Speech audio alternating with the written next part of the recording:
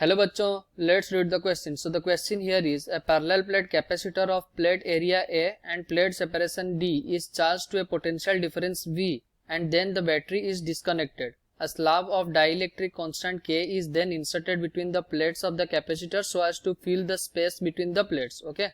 So Q, E and W denote respectively the magnitude of the charge on each plate, the electric field between the plates after the slab is inserted and the work done on the system.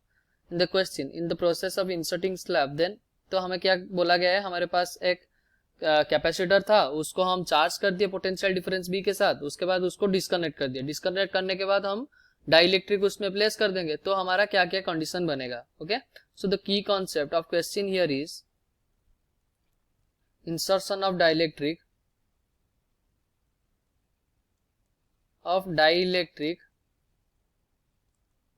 Without battery. Okay, battery जब नहीं है उसको insert करने से क्या क्या condition बनता है.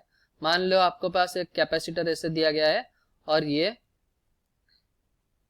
आपका जो पहले से कैपेसिटेंस सी है और पोटेंशियल वी से चार्ज किया गया था पहले से, और हम उसमें लाके एक डाइलेक्ट्रिक प्लेस कर रहे हैं. डाइलेक्ट्रिक प्लेस कर रहे हैं उसका मतलब हमारा डाइलेक्ट्रिक कांस्टेंट है के.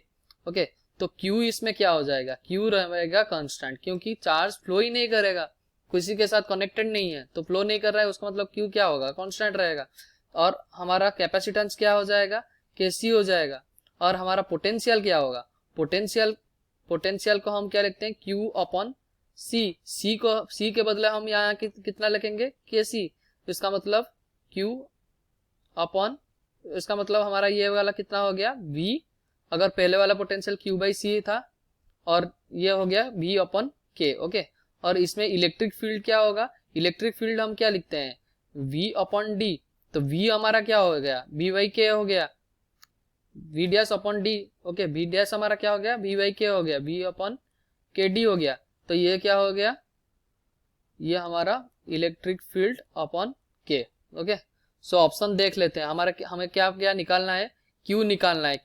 Q हमें क्या लिखते हैं, Q को हम क्या लिखते हैं, Q equals to C V, Q equals to C into we.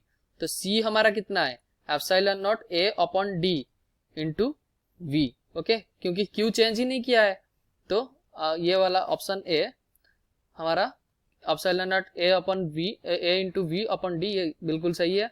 और B देख लेते हैं. B तो चार्ज हमारा चेंज ही नहीं करेगा, तो B ऑप्शन कभी नहीं होगा. ऑप्शन C क्या है, E equals to V upon के डी, ये हम निकाल लिए हैं, E equals to V upon के डी. और वर्क डन हम क्या लिखेंगे, work done W equals to, हम लिखेंगे ये दिया गया है work done on the system. Work done on the system मतलब क्या बोलेंगे, पोटेंशियल एनर्जी का नेगेटिव होगा हमारा work done, negative of potential energy. Okay, so potential energy क्या होगा, U final minus U initial, उसका नेगेटिव मतलब U initial minus U final. Okay, initial condition में हमारा क्या रहा होगा, इनिशियल कंडीशन में जब हमारा कोई भी डाइलेक्ट्रिक प्लेस नहीं था, उसका मतलब हमारा चार्ज ऑन द कैपेसिटर कितना रहा होगा, half C into V square. और जब हम डाइलेक्ट्रिक प्लेस कर दिए उसका चार्ज हमारा कितना रहेगा, माइनस हाफ इंटू के सी इंटू वी अपॉन के का होल स्क्वायर. तो इसको अगर हम सॉल्व करेंगे तो ये हमारा आ जाएगा epsilon not A V square upon 2D whole into 1 minus 1 upon K. Okay, इतना आएगा. पर ये हमारा नेगेटिव में कभी नहीं आएगा, ये हमारा पॉजिटिव में आएगा. So our option A and C will be correct. Okay, hope you understood well. Best of luck. Thank you.